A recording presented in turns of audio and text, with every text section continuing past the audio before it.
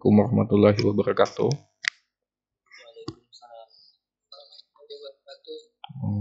Waalaikumsalam warahmatullahi wabarakatuh. Oke, hari ini kita akan bicara tentang evaluasi untuk wilayah pesisir, baik pesisir darat maupun pesisir perairannya. Nah, tapi Bapak lihat ada yang angkat tangan, si Cantika ini teklik atau mau bertanya?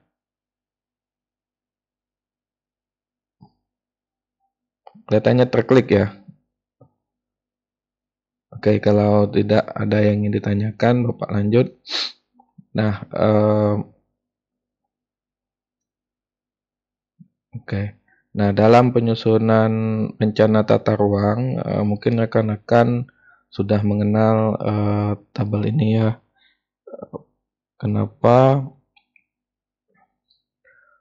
dalam tahapan penyusunan RT RW, terutama yang provinsi dalam Permen ATR nomor 11 tahun 2021, selain darat, wilayah pesisir laut, perairan lautnya ataupun perairan maninya, pesisirnya itu juga harus dikaji, baik itu dalam pengumpulan data ataupun dalam buku fakta analisis sebagai dasar dalam penyusunan buku rencananya. Nah, mungkin di RT RW kabupaten, RDTR kota, rekan-rekan tidak akan menemui ini, tetapi dalam penyusunan RT RW provinsi ini sangat diperlukan data-data tentang wilayah pesisir perairannya atau perairan pesisirnya. Nah, apa hubungannya dengan kajian kita hari ini tentang evaluasi ataupun penilaian? Nah, dalam melakukan ataupun membuat suatu zonasi ataupun kawasan, penentuan kawasan, salah satu yang kita pertimbangkan dari sekian banyak yang dipertimbangkan itu adalah kemampuan ataupun potensi fisik ya, fisik bio ataupun biogeofisik dari suatu perairan pesisir ataupun perairan daratannya ataupun pesisir daratannya. Nah, dalam RT RW provinsi dalam Permen ATR nomor 11 ada beberapa data-data evaluasi ataupun penilaian perairan pesisir, terutama karena sudah menyatu antara darat dan laut, sudah diintegrasikan. Ada beberapa dalam tahapan penyusunan RT RW provinsi kegiatan evaluasi itu dilakukan, terutama pengumpulan data primer, di sini kondisi fisik dan sosial ekonomi wilayah. Nah, di sini mungkin data-data seperti batimetri, kemudian yang merupakan parameter dalam melakukan penilaian, batimetri, suhu permukaan laut, pH, salinitas itu dikumpulkan. Nah, bahkan mungkin dalam penyusunannya mungkin rekan-rekan tidak perlu lagi melakukan penilaian dikarenakan mungkin OPD tersebut atau OPD yang mengampu, misalkan Dinas Kelautan dan Perikanannya sudah melakukan analisis ataupun evaluasi kesesuaian perairannya. Nah, perairan pesisirnya. Jadi teman-teman cuma sebagai pengguna. Nah, kemudian di data dan informasi kelautan untuk data-data sekunder itu juga terdapat salah satunya data-data parameter yang digunakan untuk melakukan evaluasi. Nah, selain itu di buku fakta dan analisis di nomor 4 ini analisis fisik wilayah dan 12 di sini analisis sinkronisasi pemanfaatan dan peruntukan ruang di wilayah pesisir dan pulau-pulau kecil. Evaluasi itu kadang-kadang juga dibutuhkan, terutama di analisis fisik wilayahnya. Nah, yang nanti akan menjadi dasar dalam pembuatan biasanya penentuan isu di sini, isu strategis hasilnya, kemudian potensi masalah, peluang, kemudian kecenderungan ini mungkin tidak terlalu. Kemudian di perumusan ataupun di perencanaannya dalam penentuan perumusan pola ruangnya atau penyusunan kebijakan dan strateginya, hasil penilaian dari ataupun evaluasi di perairan pesisir itu juga digunakan. Nah, mana yang merupakan saat di laut itu menjadi zona ataupun kawasan perikanan tangkap ataupun kawasan perikanan budidaya berdasarkan hasil penilaian dari biofisik lahannya, mana yang paling sesuai, yang paling sangat sesuai ya, ataupun sesuainya sedang ataupun marginal ataupun tidak sesuai, itu menjadi dasar dalam penyusunan pola ruang biasanya. Selain nanti dalam penyusunan pola ruang mungkin kita berdasarkan pemanfaatan existing ruang laut ataupun aturan-aturan yang sudah ada terlebih dahulu ataupun sudah ditetapkan ataupun lebih tinggi daripada peraturan ataupun kebijakan yang sudah dibuat pemerintah. Misalkan yang sudah dulu Bapak sampaikan, misalkan kawasan konservasi itu sudah ada peraturan menterinya, misalkan peraturan menteri KKP-nya, kemudian kawasan perikanan tangkapnya, biasanya dia berdasarkan DPI, daerah penangkapan ikan atau fishing ground di situ biasanya, tapi jarang ditetapkan. Ataupun pertambangan, misalkan UP itu sudah ada aturan yang lebih tinggi daripada Perda RT RW provinsinya. Nah, selain itu juga ada juga berdasarkan sebaran data dan alur pelayaran, misalkan alur dari migrasi biota, daya tampung dan daya dukung. Nah, kesesuaian perairan di sini juga menjadi pertimbangan dalam menyusun pola ruangnya ya. Nah, dulu namanya rencana alokasi ruang laut, sekarang maksudnya di sini adalah pola ruang dan struktur ruangnya.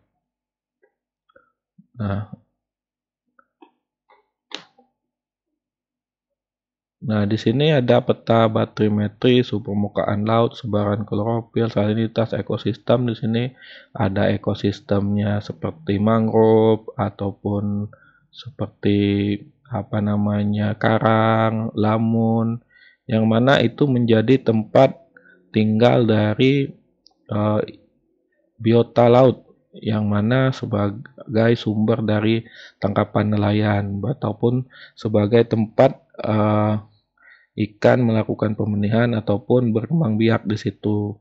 Nah, inilah yang nanti akan kita bahas hari ini.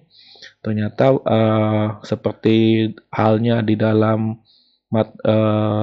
penatagunaan lahan ataupun tata guna lahan dalam perairan pesisir, itu juga ada evaluasi lahan, ataupun di sini evaluasi perairan. Jadi perairan itu digunakan sesuai dengan potensi ataupun kemampuannya, sehingga tidak melebihi batas kemampuannya, sehingga keberlanjutan atau sustainability-nya itu tetap ada. Jangan sampai misalkan suatu perairan itu sebenarnya sudah tidak dalam evaluasinya itu tidak sesuai untuk perikanan tangkap, itu dipaksa ataupun dibuat sebagai zonasi perikanan tangkap ataupun kawasan perikanan tangkap. Nah, yang mana ikannya nanti akan habis. Nah, yang mana sebenarnya perairan tersebut karena karangnya sudah banyak mati, harus dikonservasi misalkan, ataupun lamunnya sudah banyak mati, itu harus dikonservasi ataupun diintervensi dengan kegiatan konservasinya harus diintervensi oleh manusia. seperti pembuatan karang buatan ataupun namun umpon, yang mana sebagai rumah untuk biota. Nah, kalau misalkan dipaksakan nanti ikannya habis, tidak bisa lagi ditangkap oleh anak cucu kita ya, ataupun keturunan kita yang nanti di dalam masa misalkan 20 tahun yang akan datang. Nah, itulah kenapa penilaian itu ataupun evaluasi itu perlu dilakukan sehingga tidak melebihi kapasitasnya. Nah, dalam beberapa penilaian, baik itu penilaian perairan pesisir ataupun daratan pesisirnya, itu ada beberapa parameter-parameter yang nanti akan berbeda dalam melakukan evaluasi kesesuaian pada darat. Mungkin di teman-teman yang biasanya menggunakan Permen PU nomor 20 tahun 2007 untuk penilaian membuat suatu zona ataupun kawasan. Nah, pada dasarnya ada beberapa metode yang hampir sama ya dengan metode di Permen PU itu dengan multi kriteria analisis multi kriteria ya, dengan pemberian skor dan bobot berdasarkan kriteria ataupun parameter-parameter. Nah, tapi parameternya yang agak sedikit berbeda di sini. Nah, misalkan contohnya di sini tabel kesesuaian perairan darat pesisir untuk konservasi mangrove ya. Mungkin karena mangrove mungkin ada yang di daerah daratannya, tetapi di perairan pesisir yang sudah melewati garis pantai itu juga ada. Sehingga harus dinilai misalkan ketebalan mangrove-nya itu berapa, kemudian kerapatan mangrove-nya itu berapa, jenis mangrove-nya, kelainan. Nah, di sini dia menggunakan metode scoring, metode multi kriteria yang mana menggunakan skor, kemudian dibobotkan. Nah, di sini misalkan ya contoh, misalkan S1 di sini dia buat skornya 3, semua yang berada di kolom ini nilainya itu 3 poin. Nah, ini hampir sama sebenarnya dengan Permen PU nomor 20 tahun 2007 yang sering Anda gunakan. Ini 2, ini 1, ini 0 ya. Nah,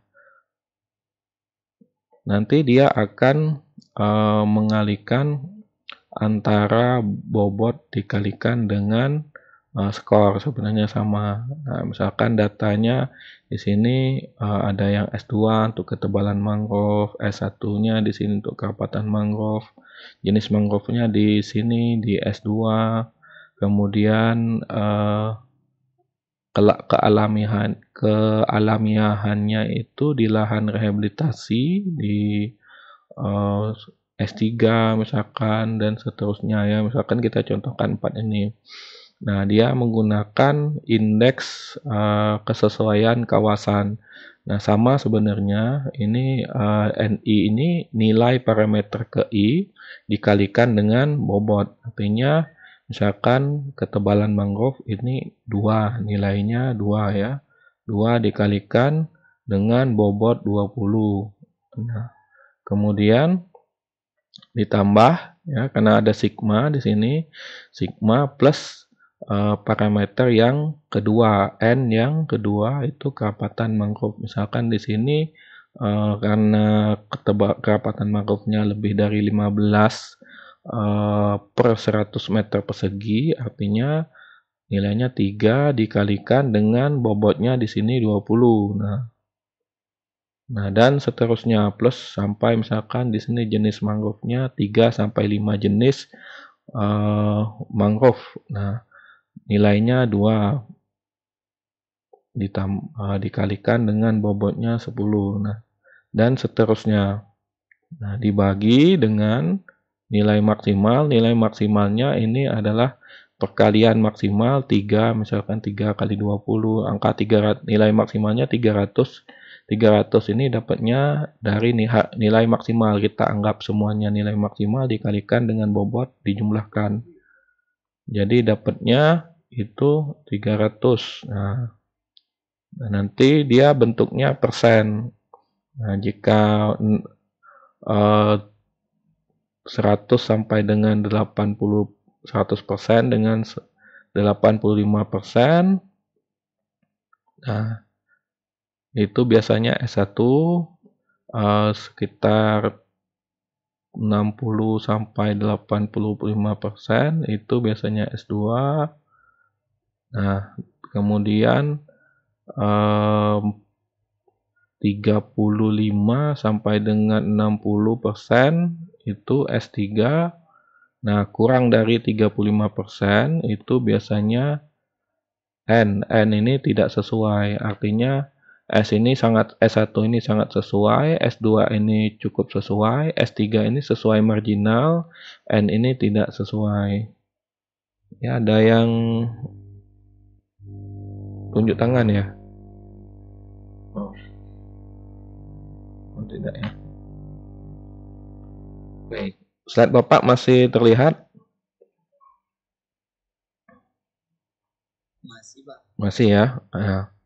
Nah, pada dasarnya seperti itu. Dia menggunakan sebenarnya dia menggunakan indeks kesesuaian kawasan, tapi konsepnya hampir sama saat Anda menggunakan permen PU.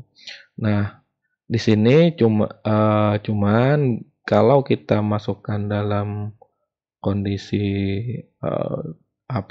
kita ingin penilaian memanfaatkan sistem informasi geografis, jadi petanya yang akan kita overlay. Nah, nanti petanya akan satu persatu, peta ketebalan mangrove-nya, peta ketebalan mangrove, kerapatan mangrove-nya, jenis mangrove-nya, sampai peta kecepatan arusnya itu harus di overlay, kemudian diberi skor dengan mengkalikan bobot. Nah, nanti dapatlah cuman berbeda kalau di permen PU itu kan Anda membuat kelas sendiri, sedangkan di sini ini kelasnya sudah ditentukan. Dia ada 4 kelas semuanya.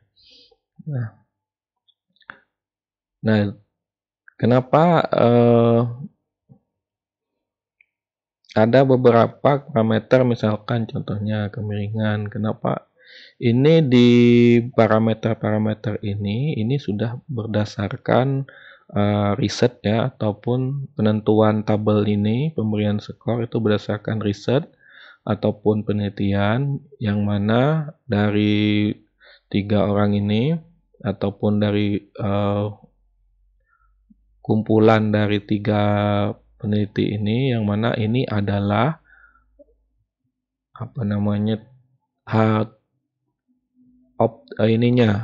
karakter fisik atau biogeofisik optimal di mana suatu mangrove itu bisa hidup ataupun bisa hidup dengan optimal. Jadi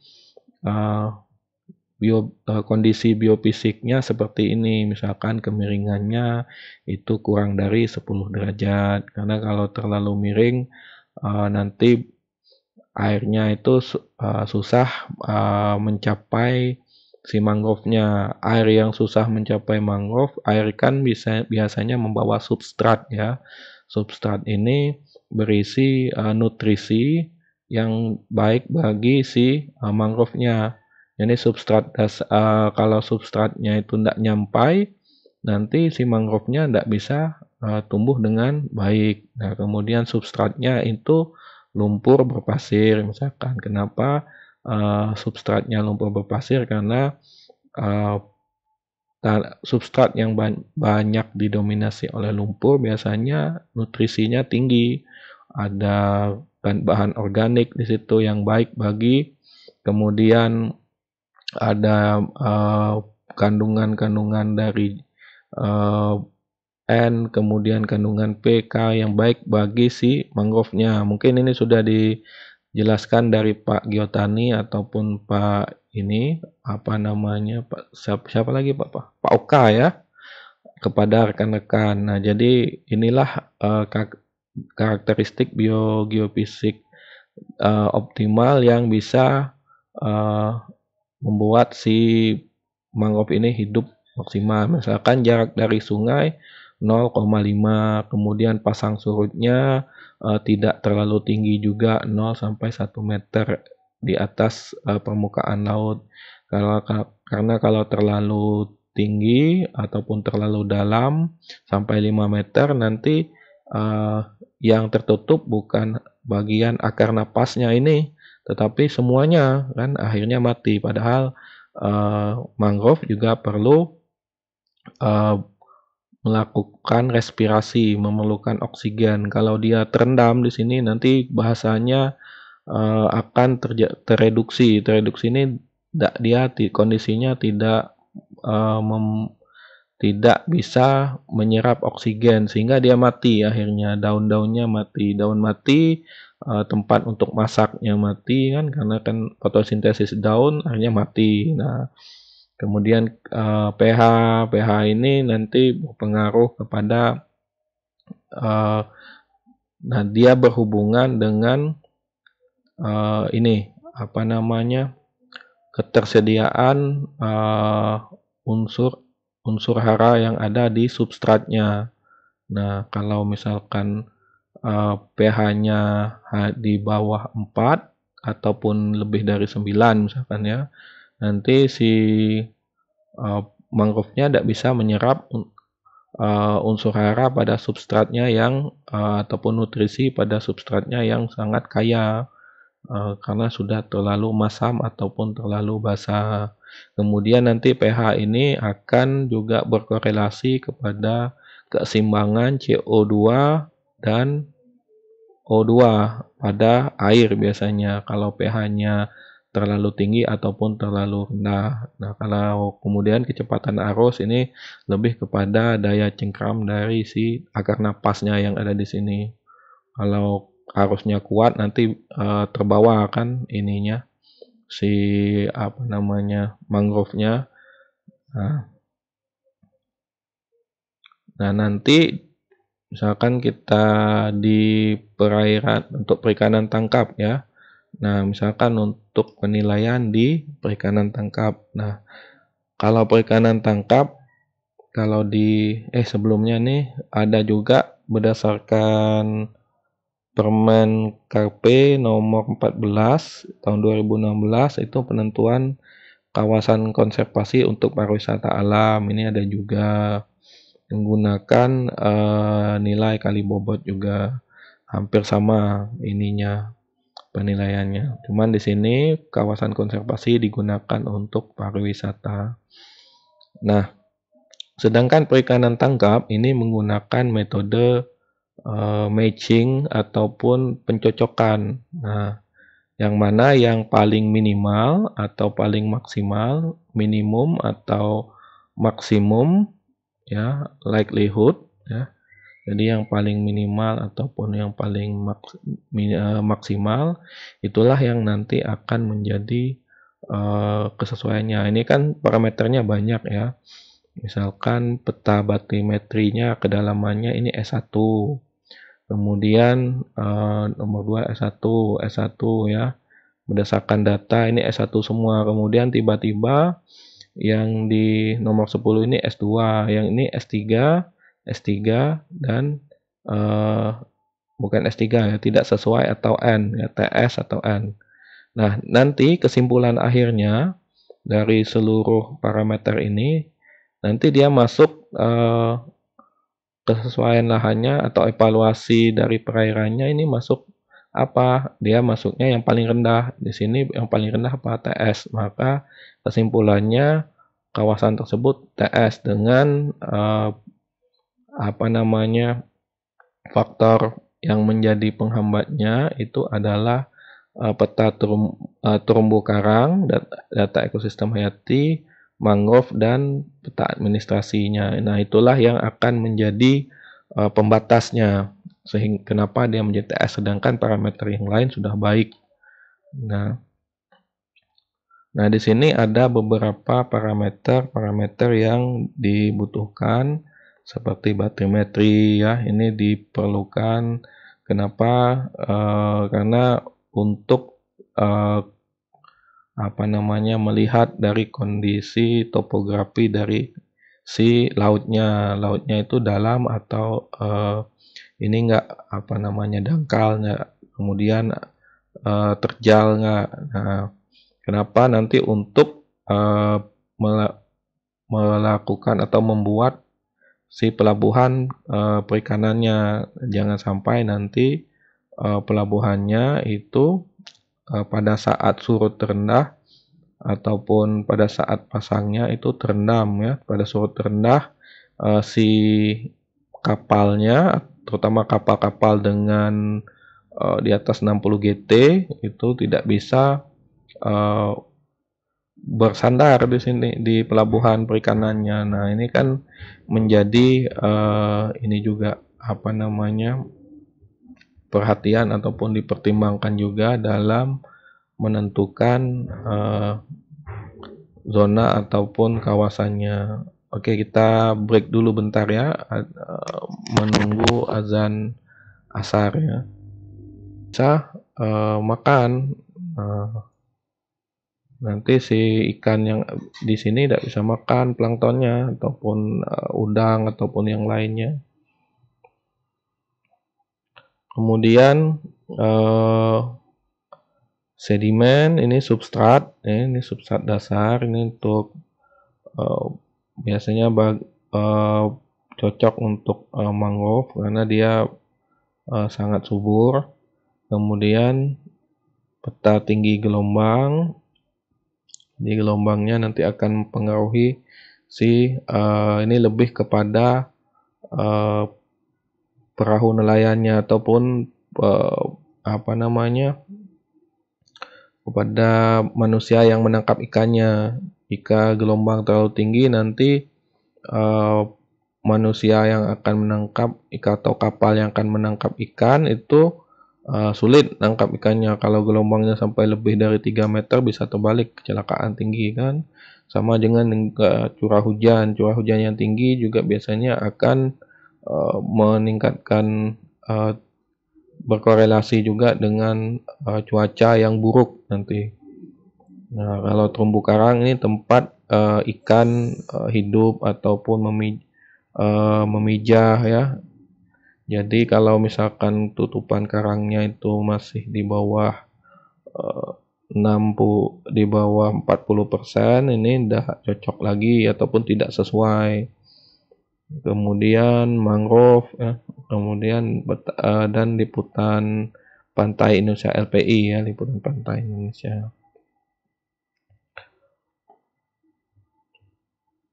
Nah, sedangkan untuk kesesuaian perairan di ini untuk kegiatan budidaya, terutama kerapu macan, tambak udang, rumput laut, ini hampir sama budidaya mutiara itu metodenya hampir sama dengan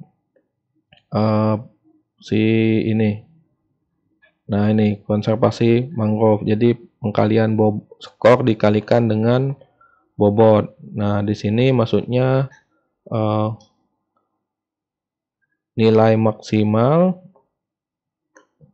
Jadi NI di sini maksudnya agak berbeda ya dibandingkan dengan untuk penjumlahannya di sini agak berbeda.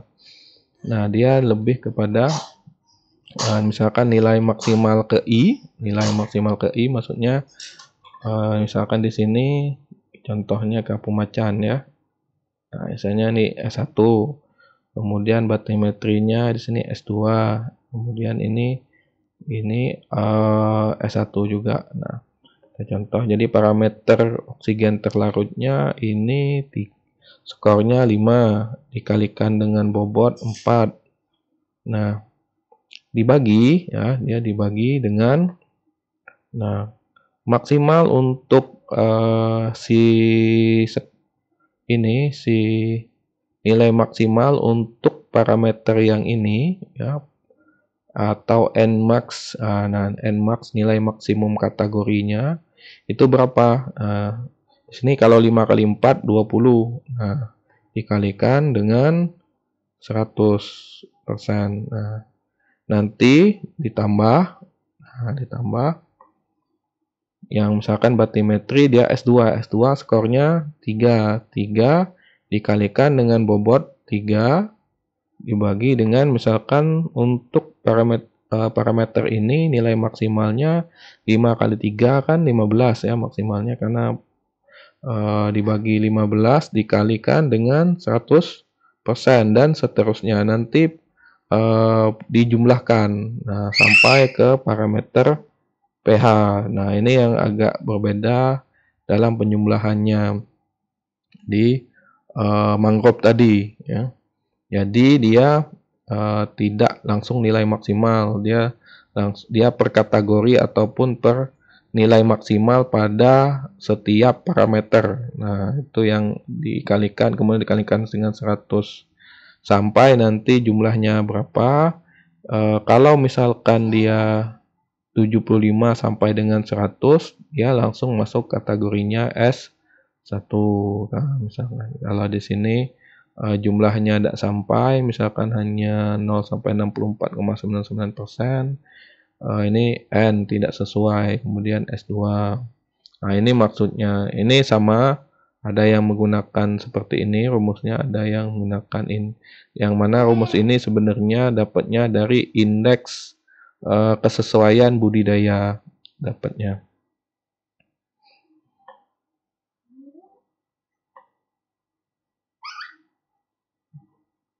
Nah, kemudian tambak udang. Nah, di sini klorofil, kenapa ada parameter klorofil? Nah, ini hampir sama ya untuk tambak udang, maksudnya kualitas air laut untuk di sini, untuk tambak udangnya, ini maksudnya bukan yang daratnya, bukan darat ataupun perairan ataupun daratan pesisirnya yang dinilai, tetapi kualitas air lautnya. Nah, kenapa di sini klorofil dimasukkan? Kenapa dianggapnya semakin tinggi klorofil? Artinya kandungan fitoplanktonnya itu tinggi. Fitoplanktonnya ini makanan yang baik bagi si udangnya. Udangnya suka makannya. Nah, nanti pertumbuhan udangnya akan semakin meningkat. Nah, kalau yang lain yang Bapak jelaskan tadi. Nah, ini hampir sama rumusnya. Kemudian rumput laut. Nah, rumput laut sini sedikit berbeda. Dia total skor setiap stasiun per 3 dibagi dengan 3 dikalikan dengan 100. Nah, jadi nilainya misalkan skornya 3 sama, maksudnya total skor setiap stasiun ini skor dikalikan dengan bobot. Misalkan parameter gelombang ini S1 ya, di sini S1 ini 3 kali dengan 0,3 ya. Kemudian dibagi dengan 3 dikalikan dengan 100%, ditambah misalkan kecepatan arusnya di sini S2 di sini skornya 2 dikali dengan 0,15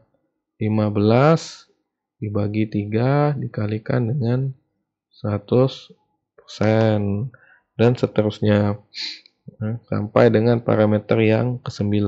Nah, nanti kesimpulannya kalau misalkan 85% sampai dengan 100% jumlahnya dia masuk ke S1 dan kalau kurang dari 60% dia masuk N.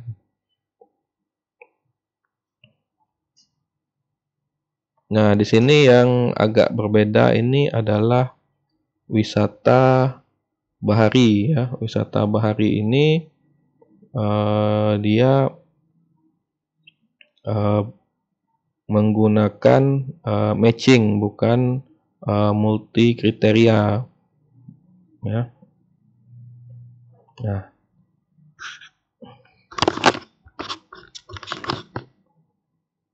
Nah, ini kelihatannya ada yang terpotong, bukan seperti ini ya. Ini yang ntar ya, Bapak stop sharing dulu. Ini ada yang terpotong kalau nggak salah, bukan ada yang terhapus ini nih.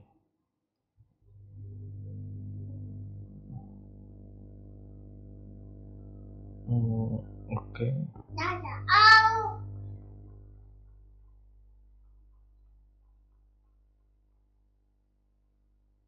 Oke, bentar.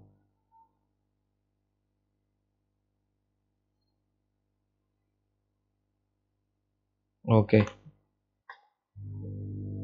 udah benar ya. Wisata.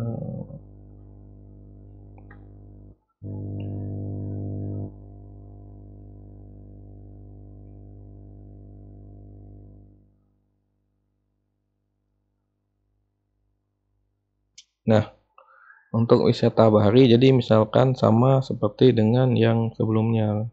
Dia nilai yang terendah yang akan masuk. Misalkan ini yang nomor 1 ini jernih ya, ini vegetasinya, peta kecerahannya di sini ini vegetasi misalkan nih, yang nomor 4 ini jelas. Nanti yang paling rendah lah, nanti kesimpulan akhirnya yang paling rendah lah yang nanti menjadi kesesuaian atau evaluasinya. Nah, di sini sama untuk wisata bahari dia ada TSS, ada kecerahan, kualitas perairan. Nah, dia bukan hanya yang dinilai itu adalah perairan pesisirnya, tetapi daratan pesisirnya juga dinilai. Nah, yang mana sampai dengan aksesibilitas ya, yang 5A tadi ya, peta sarana prasarana untuk akomodasi sampai struktur ruangnya, apakah di situ ada telekomunikasi, kemudian perencanaan untuk jaringan listriknya ada, kemudian di peta RT RW-nya itu termasuk nggak di Nah, dari perencanaan pelabuhan, sarana jalan ya, aksesibilitasnya, jumlah bangunan, air tawar, ini sarana prasarana semua di pola ruangnya ada atau tidak. Nah, ini yang agak sedikit berbeda kalau pariwisata, dia masih pakai yang 5A tadi. Ya, untuk menentukan dia wisata bahari ini jenis wisata apa, dia nanti ada ininya. Mana deh ini?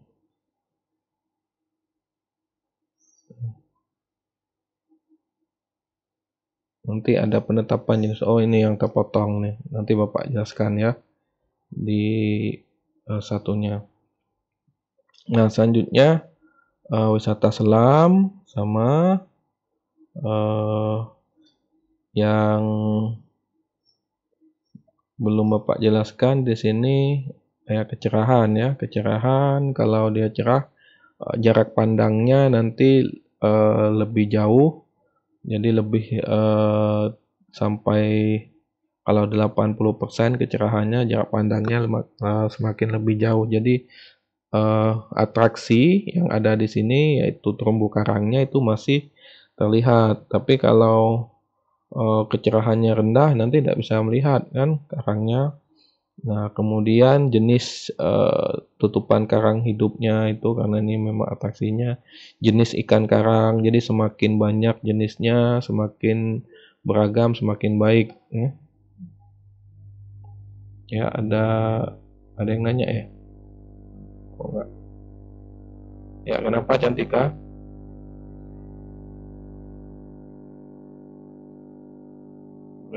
Pencet lah ya. Kemudian jenis liveformnya itu bentuk dari karangnya itu banyak nggak? Nah, ini juga semakin meningkatkan keragaman ininya si karangnya. Jadi atraksinya semakin baik ya. Kemudian arus. Nah, ini yang ini lebih kepada keselamatan si penyelam. Karena arus di bawah ataupun arus di atas ini nanti akan membawa si penyelam jauh daripada titik selamnya nanti. Nah, ini yang akan berbahaya. Kemudian wisata snorkeling ya. Bentuk lahannya kalau karangnya ini cenderung ini, kalau di wisata selam dia di tembok curam seperti ini ini malahan lebih jadi atraksi yang baik ya. Tapi untuk snorkeling yang kita hanya ini ya berenang di permukaan, dia lebih bentuk lahannya lebih disukai yang datar ya, atau flat, di sini flat. Jadi karangnya itu datar seperti ini. Nah, karena kita mengapung di sini kan. Kemudian kondisi karang, apalagi kemudian keterlindungan dari gelombang. Nah, biasanya di teluk ya, atau itu lebih disukai. Kenapa? Karena gelombang itu tertahan, atau misalkan ada pulau, kemudian pulau ini dikelilingi oleh beberapa gugus pulau yang lain. Ini akan menahan, apalagi misalkan arah arusnya itu dari selatan ke sini misalkan ya, di musim timurnya, di musim baratnya dari atas ini. Nah, jadi karang-karang di sini ini akan terlindungi, dan si penyelam di sini ataupun si yang snorkeling di sini lebih aman. Nah, itu juga diperhatikan.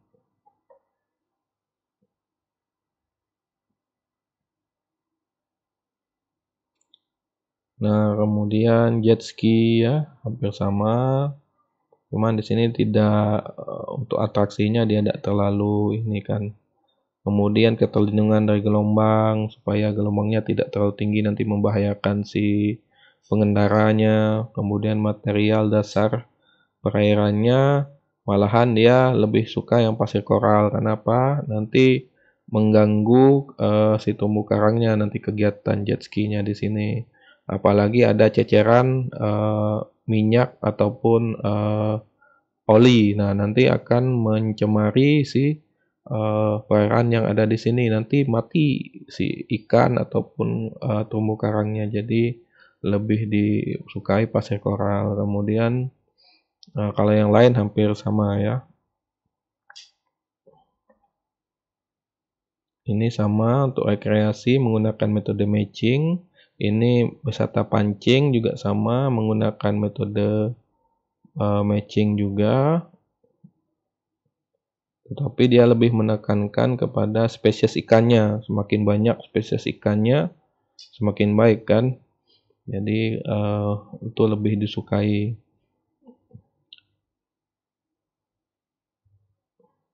Nah, kalau pelabuhan perikanan ini lebih kepada pengkategorian saja sebenarnya. Bukan menilai, tetapi mengkategorikan. Apakah dia itu PPS, Pelabuhan Perikanan Samudra, ataukah dia ini PPN, Pelabuhan Perikanan Nusantara, ataukah dia PPP, Pelabuhan Perikanan ini, Bapak lupa PPP ini apa. Kemudian PPI ini Pelabuhan Perikanan Ikan. Nah, itu berdasarkan luasan lahan, kemudian pemanfaatan lahan, jumlah kapal, kemudian panjang dermaga ya, ukuran kapal. Nah, ini kalau misalkan ukuran kapalnya sampai 60 GT kan, kalau kedalamannya ini dia lautnya dangkal, tidak bisa masuk nanti kapalnya. Kemudian ikan yang didaratkan, kapasitasnya lebih kepada pengkategorian ya. Kemudian pelabuhan khusus, ada biasanya tersus ya, disebut tersus. Terminal khusus ini digunakan untuk keperluan tertentu dari suatu perusahaan. Misalkan tersus yang di kita ini PT Pertamina, dari BUMN Pertamina, untuk mengangkut gas cair ataupun LPG, liquid petroleum gas, ataupun misalkan untuk mengangkut bahan bahan bakar ataupun bahan tambang. Nah, biasanya bentuknya dia tidak permanen, hanya dipasang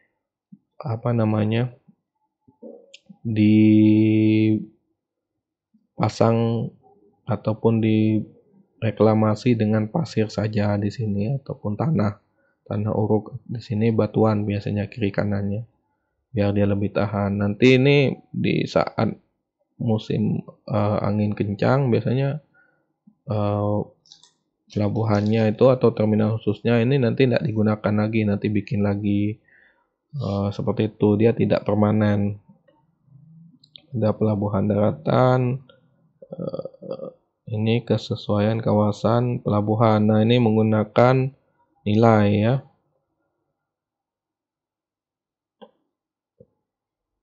Nilai 1.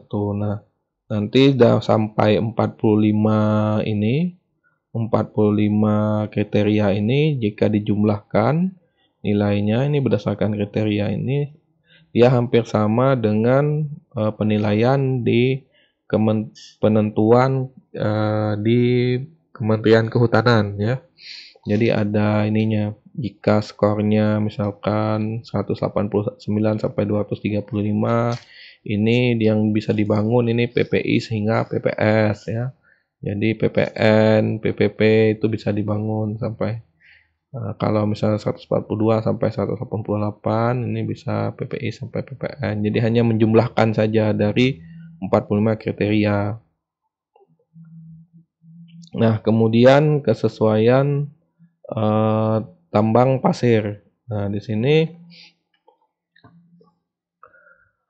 kalau berdasarkan ininya biofisiknya dia cuma 4 saja. Tinggi gelombang, jarak dari kawasan konservasi, kecepatan arus, dan kandungan deposit. Nah, ini yang paling penting. Kandungan depositnya banyak atau sedang. Kalau misalkan banyak itu bisa jadi prioritas berdasarkan yang di sini ya. Misalkan untuk ditetapkan sebagai kawasan tambang itu minimal ada 2 kriteria. Potensi bahan galiannya itu tinggi, kemudian nilai tambahnya tinggi. Nah, itu jadi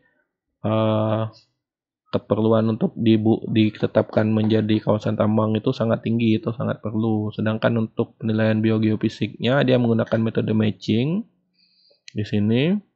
Nah, ini kalau kandungan deposit ini lebih kepada ekonomisnya ya. Kalau banyak itu artinya ekonomis untuk ditambang. Kemudian kecepatan arusnya, karena ini tambang pasir. Jika kecepatan arusnya tinggi, nanti sedimen-sedimen yang ada di bawah ini akan terbawa. Kalau tinggi kecepatan arusnya akan terbawa kemana-mana. Nanti akan mempengaruhi pesisir daratannya, nanti juga akan mempengaruhi bisa ke kawasan konservasinya. Nah, kawasan konservasi ini kan tempat tinggal biota laut ya. Nah, nanti masyarakat yang di situ tidak bisa lagi memancing atau menangkap ikan di situ karena sudah lingkungannya itu sudah terganggu akibat sedimen yang terbawa tadi. Kemudian tinggi gelombang ini lebih kepada kapal. Ya, kemudian jarak dari kawasan konservasinya. Nah, kalau bisa tuh lebih jauh tuh lebih baik. Ya.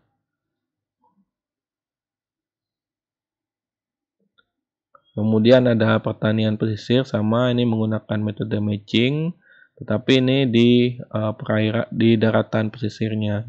Ini sama menggunakan metode matching juga, tapi jarang digunakan ya di pemukiman di pesisir ya.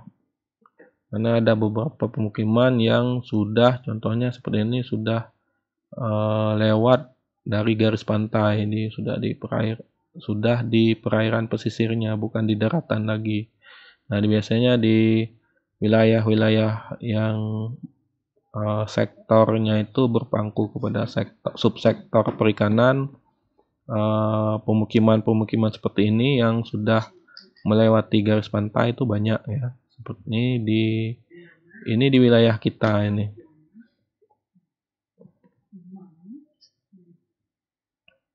Nah, ini contoh kesesuaian perairan di Bangka Belitung. Ini contoh saja untuk misalkan peta kesesuaian perairan budidaya kerapu. Nah, di sini cuman yang merah ini yang sesuai. Nah, tadi teman-teman bisa lihat bagaimana kesesuaiannya untuk budidaya kerapu di Bangka Belitung. Nah, kalau misalkan sudah rekan-rekan sudah punya ini apa namanya modal mau bikin keramba jaring apung ya. Nah, inilah wilayahnya ya. Nah, ini juga perairan untuk keramba jaring apung ya. Yang tadi itu kerapu komoditasnya, yang ini kegiatannya keramba jaring apung. Kemudian untuk budidaya rumput laut ya, yang merah-merah ini yang apa namanya sangat yang sesuai ya, atau S1. Kemudian kerang mutiara yang merah ya, rumput laut ya, ataupun patok dasar. Kemudian keramba jaring tancap.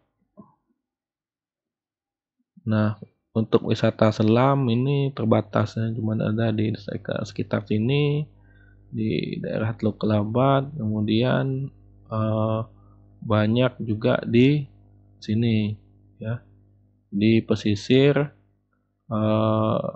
di bawah 2 mil Pulau Belitung. Kenapa? Karena di sini memang sangat banyak karang di sini ya. Jadi kalau dibuat wisata selam memang cocok. Di sini karang semua kan. Untuk wisata snorkeling ya, dan juga sama. Oke, jadi mungkin cukup ya perkuliahan kali ini. Mungkin ada yang ingin ditanyakan dari rekan-rekan, bisa raise hand ataupun langsung open mic di ininya, langsung ditanyakan.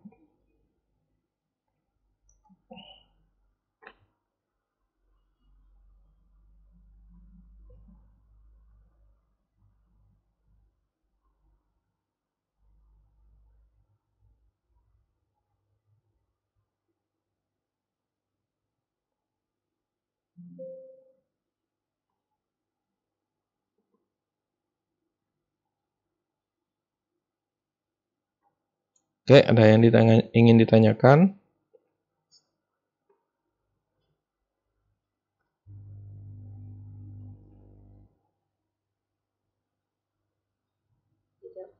Oke, kalau enggak ada, Bapak